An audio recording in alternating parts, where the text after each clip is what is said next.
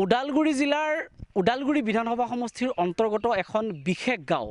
আৰু এই বিশেষ গাঁওখনৰ নাম হৈছে সোণাপানী অৰ্থাৎ সোণাপানী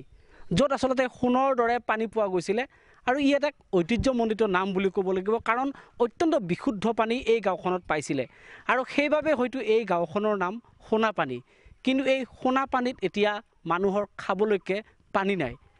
এটুপি পানীৰ কাৰণে এতিয়া এই অঞ্চলৰ মানুহে এতিয়া হাহাকাৰ কৰিবলগীয়া হৈছে মোৰ সহযোগী ভিডিঅ' জাৰ্নেলিষ্ট গিৰি নাভাই সামগ্ৰিক দৃশ্য এটা দেখুৱাইছে চাওক এটা ৰাজহুৱা কুঁৱা আৰু এই কুঁৱাটোৰ পৰা আচলতে এই অঞ্চলৰ প্ৰায় 60 ঘৰতকৈ অধিক মানুহে পানী নিবলৈকে আহে আৰু প্ৰতি ঘৰতেই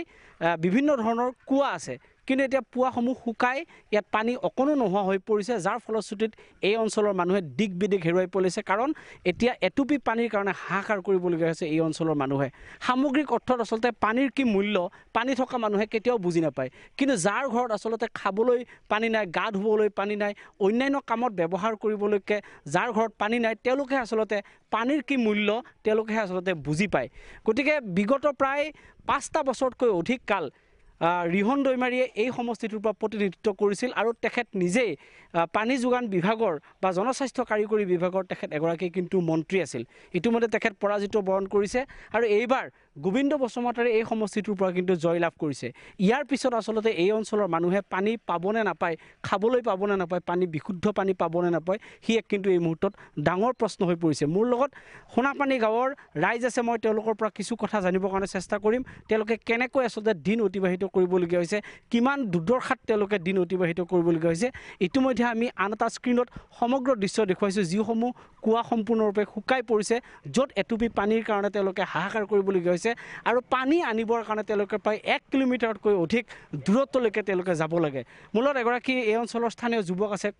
কি ক'ব পানীৰ কিমান দিনৰ পৰা এনেধৰণৰ সমস্যা হৈছে অথচ আপোনালোকৰ এই অঞ্চলৰ গাঁওখনৰ নামেই কিন্তু সোণাপানী গাঁও আমাৰ আজি 3-4 মাহমান হ'ল এনেকৈ পানী আগতে পানী অলপ আছিল এতিয়া অলপ বৰিং মানে বহাইছে অবৈধভাৱে বৰিংবিলাক বহাইছে সেইকাৰণে এতিয়া পানী আমাৰ শুকাই গৈছে পানীৰ লেয়াৰটো নোহোৱা হৈ গৈছে এটাই কুঁৱা এইটো 120 মান দ হ'ব 120 ফুট মান তাৰপিছত এঘৰে 2টা দামত পানী নিয়ে একদিনত এঘৰে 2টা দামহে পানী পাব তাতকৈ নাপায় এইখিনি গাঁৱৰ নিয়ম কৰি দিছে বাকী চব গাঁৱৰে পানীবিলাক শুকাই গৈছে এতিয়া পানীৰ আমাৰ এনেকুৱা নাটনি হৈ গৈছে মানে বৰষুণৰ পানী ড্ৰামত ধৰে আৰু তেওঁলোকক আমি কৈছোঁ যে বইল কৰি পানীটো উতলাই খাব এনেকৈ উতলাই পেলাই পানীটো বৰ্তমান খাই আছে ইয়াত পানী যোগান আঁচনিৰ কোনো ব্যৱস্থা নহ'ল নাই আজিলৈকে এইবিলাক আমাৰ গাঁৱত কোনো ঢুকি পোৱা নাই পানী যোগান আঁচনি আগতে বহুত দিন আগতে শুনিছিলোঁ এটা বৰিং হোৱা কথা আছিল বুলি তো বৰিংটো কিবা কাৰণত উঠি গ'ল বুলি শুনিছোঁ এতিয়া আমাৰ ইয়াত বৰিঙো নাই একো নাই পানীৰ অসুবিধা বৰ্তমান বছৰৰ কেইটা মাহ এনেকৈ পানীৰ দুৰ্যোগত আপোনালোকে ভুগিব টোটেল 4 মাহ এনে 5 মাহৰ পিছত আমাৰ পানীটো এভেইলেবল হয় 4 মাহ পুৰা আমি পানী নাপাওঁ আমি ইয়াৰ পৰা 2 কিলোমিটাৰ মানে 1 কিলোমিটাৰ 1.5 কিলোমিটাৰ 2 কিলোমিটাৰলৈকে পানী আনিব যাব লাগে এই যে ভূজলটো শুকাই গৈছে কমপ্লিট গ্ৰাউণ্ড ৱাটাৰটো যে শুকাই গৈছে ইয়াৰ মূল কাৰণটো কি বুলি ভাবে ইয়াৰ মূল কাৰণটো আমি গাঁৱৰ অনুমান কৰা হিচাপত ইয়াতে তাৰমানে অবৈধভাৱে কিছুমান বৰিং বহোৱা গ'ল সেই বৰিং বহোৱাৰ কাৰণতে আমাৰ পানী লেয়াৰটো নোহোৱা হৈ যোৱা বুলি আমি একদম সঠিকভাৱে ভাবোঁ আৰু এইটো কথা এনে পানী ইয়াত কেনেকুৱা আছিলে আগতে যিহেতুকে গাঁওখনৰ নাম কিন্তু সোণাপানী আগতে আমাৰ আপুনি ঘৰত গ'লেও গম পাব আমাৰ ইয়াত ফিল্টাৰ নাই আমি কোনো দিনে ফিল্টাৰ কৰি পোৱা নাই আমাৰ ইয়াত পানী আপুনি মুখ চাব পাৰে এনেকুৱা আমাৰ পৰিষ্কাৰ পানী সেইকাৰণে আগৰ দিনৰ মানুহে আমাৰ গাঁওখনৰ নামেই ৰাখিছিল সোণাপানী আমাৰ পানী কোনো দিন আমি মানে ফিল্টাৰ নকৰোঁ এনেকৈ আমি পানী খাওঁ কিন্তু এই 2-4 মাহমান হ'ল আমাৰ এতিয়া এনেকুৱা বেয়া অৱস্থা আমাৰ গাঁৱৰ অৱস্থা তাৰমানে দেখিলে দুখ লগা অৱস্থা হয় আচলতে যিসকল গৃহিণী আছে মই তেওঁলোকৰ পৰা জানিবৰ কাৰণে চেষ্টা কৰিম আইতা কি ক'ব কিমান কষ্ট হৈছে পানী আপোনালোকৰ নোহোৱাৰ কাৰণে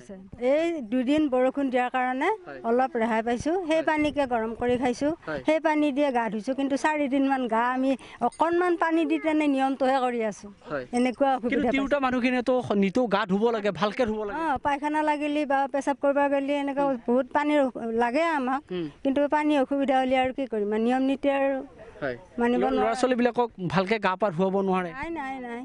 পানী আৰু পানীয়ে নাপাওঁ সিহঁতক আৰু কেনেকৈ গা ধুৱাম এনেকুৱা অসুবিধা আপোনাৰ ঘৰত কুঁৱা আছে নে নাই আমাৰ ঘৰত নাই এইটো কুঁৱাৰ পৰা আমি পানী খাওঁ বহুত কিমান কষ্ট হয় পানী নিবৰ কাৰণে আহিলে কষ্ট হয় হ'লেও মানে দিনত ইয়াৰ পৰা 2 ড্ৰাম মাত্ৰ পানী নিব পাৰে আপোনালোকে বেছিকৈ নিব নিদিয়ে গোটেইখিনিয়ে নিব লাগিলে 2 ড্ৰাম নহয় বাল্টিং 1 কলহ গতিকে বহুত অসুবিধা বহুত অসুবিধা বৰষুণৰ আকৌ সদায় বৰষুণ নিদিয়ে নহয় কেইদিনমানহে দিয়ে বৰষুণৰ পানীখিনি দি কিবা কৰি অলপমান যেনে তেনে চলি আছোঁ কিমান বছৰৰ পৰা পানী নোহোৱা হৈছে 4-5 বছৰ মানৰ পৰা এনেকুৱা শুকান হৈ থাকে প্ৰত্যেক চৈতৰ পৰা জেঠ আহাৰলৈকে আমি পানী মানে কুৱাত নহা হৈ যায় বাৰিষা সময়তহে বেছি পানী নোহোৱা হৈছে বাৰিষা আহে এতিয়া জেঠ আহাৰৰ পৰা পানী হ'ব তাৰমানে এতিয়া খৰালি মাহে একেবাৰে পানী খৰালি চৈতৰ পৰা পানী শুকাই যায় চৈতৰ পৰা শুকাই যায় তাৰপিছত আৰু পানী নাথাকে তাৰপিছত আকৌ জেঠ আহাৰৰ পৰা আকৌ এতিয়া হ'ব আৰু এতিয়া আচলতে ঠিক খৰালি মাহ পৰাৰ লগে লগে সম্পূৰ্ণৰূপে এই গাঁওখনত পানী নোহোৱা হৈ পৰে আৰু এটা তাৎপৰ্যপূৰ্ণ কথা এইটো যে প্ৰতি ঘৰ মানুহে আচলতে মাত্ৰ 2টা দামতহে পানী নিব পাৰিব আৰু এই 2টা দামৰ পানী যিখিনি আছে সেই পানীখিনিৰে যি নিত্য নৈমিত্তিক কাম ৰন্ধা বঢ়াৰ পৰা গা ধোৱাৰ পৰা অন্যান্য যিসমূহ নিত্য নৈমিত্তিক কাম সেই নিত্য নৈমিত্তিক কামসমূহ কিন্তু কৰিব পাৰে তাৰ উপৰিঞ্চি কিন্তু এই অঞ্চলৰ মানুহে ইয়াতকৈ বেছি পানী নিব নোৱাৰে বাইদেউ কি ক'ব কিমান কষ্ট হয় ল'ৰা ছোৱালীবিলাকক এনেকৈ আপোনালোকে ৰন্ধা বঢ়াৰ পৰা সকলো কাম কৰিব লাগে অসুবিধা হয় বহুতখিনি এনেকৈ ল'ৰা ছোৱালীকো মানে ভালদৰে গা ধুৱাব নোৱাৰোঁ খোৱা লোৱাটো মানে অলপ কম হয় এনেকৈ কষ্ট হয় বহুতখিনি কি ক'ব হয় আমাৰ মানে পানীটোৱে আমাৰ প্ৰধান খাদ্য এতিয়া পানীটোৱে আমি নাপাওঁ আজি 3-4 মাহমান আমাৰ পানীৰে অসুবিধা এতিয়া বাপাহঁতকে বহুত আশা কৰিছোঁ কিবা যদি সুবিধা কৰিব পাৰোঁ এতিয়া আপোনালোকৰো আশীৰ্বাদ আমাৰো ভাল সেনেকৈ আৰু মানে যিমানখিনি পানী ব্যৱহাৰ কৰিব লাগে সিমানখিনি নোৱাৰোঁ তাৰ আধা মানে চাই চিতি কৰোঁ আৰু সম্পূৰ্ণ কষ্ট বহুতখিনি কষ্ট হয় কানি কাপোৰ ধুব মানে দিগদাৰ হয় মই যুৱকজনৰ পৰা আৰু এটা কথা জানিব কাৰণে কিমান পৰিয়াল ইয়াত এনেকৈ থাকিবলগীয়া হৈছে গাঁওখনত ইয়াত আমাৰ প্ৰায় আমি এনেই এখন গাঁৱত 60 ঘৰ মানুহ আছোঁ তাৰপিছত ওপৰৰ ফালে গ'লেতো আৰু বেয়া অৱস্থা তেওঁলোকৰো পানী অৱস্থা তেওঁলোকেতো নালাৰ পানী খায় আমিতো আমাৰ কুৱাত কিবা অলপ এতিয়াতো নোৱাৰে বৰ্তমান বন্ধ হৈ গৈছে প্ৰায় আমাৰ ইয়াত 3খন গাঁও আছে 400-500 ঘৰ মান মানুহ আছে গোটেইখিনি আমাৰ বড়ো সমাজ আছে আদিবাসী সমাজ আছে চবৰে একেটাই প্ৰব্লেম পানীৰ প্ৰব্লেম মানে কেইখন গাঁৱত মোটামুটি ইয়াত পানী নোহোৱা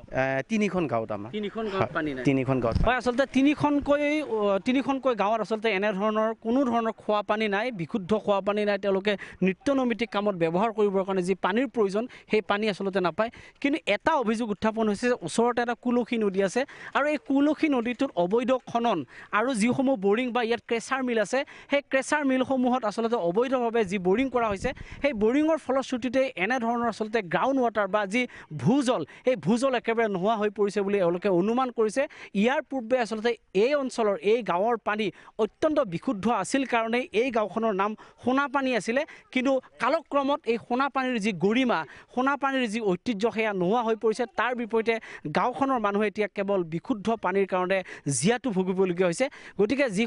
নৱাগত যিখন চৰকাৰ আহিছে গোবিন্দ বসুমতাৰী এই সমষ্টিটোৰ পৰা পুনৰ নিৰ্বাচিত হৈছে গতিকে গোবিন্দ বসুমতাৰী আচলতে কি কৰিব সেয়া হ'ব সময়ত লক্ষণীয়